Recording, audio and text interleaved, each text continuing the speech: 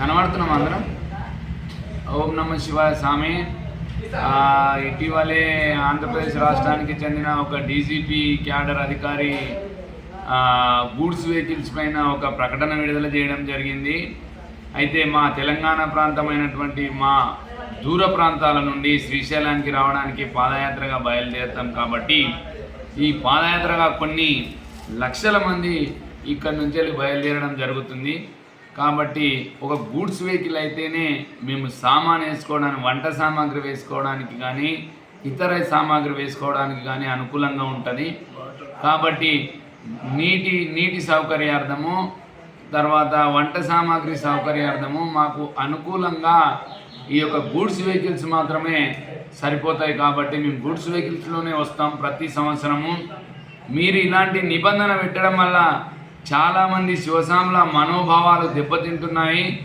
భక్తి భావనతో 41 రోజులుగా దీక్షలు చేపట్టి ఎంతో పుణ్యం కలుగుతుందని పాదయాత్రగా వచ్చే సాములకు మీరు గూడ్స్ బండ్లు తీసుకురావద్దు.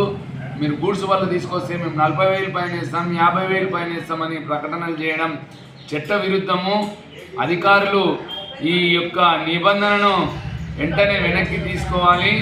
శివసాముల యొక్క మనోభావాలు దెబ్బతీయకూడదు.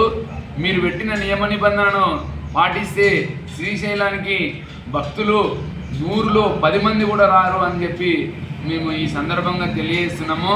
కాబట్టి అధికారులు ఈ యొక్క నిబంధనను వెనక్కి తీసుకోవాలి. మేము తప్పకుండా గూడ్స్ బళ్ళలోనే వస్తాము.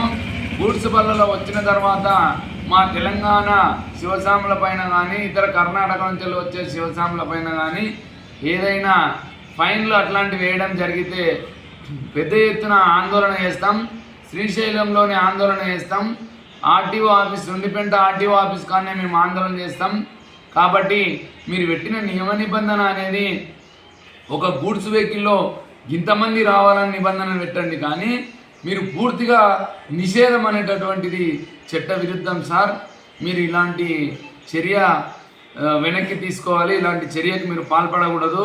దయచేసి ఈ యొక్క వీడియోని ప్రతి శివసామి ఆంధ్రప్రదేశ్ రాష్ట్రంలో ఆ డీజీపీ స్థాయి క్యాడర్ ఉన్నటువంటి అధికారికి, ఆ పోలీస్ అధికారులకు చేరే విధంగా ఈ యొక్క వీడియోని షేర్ చేయండి.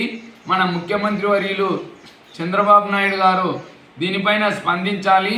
శివసాముల భక్తికి వాళ్ళ మనోభావాలను దెబ్బతీయడం చాలా బాధాకరం. అధికారులు దీన్ని గమనించి మీ యొక్క నిబంధనను వెనక్కి తీసుకోవాలని కోరుతున్నాం స్వామి.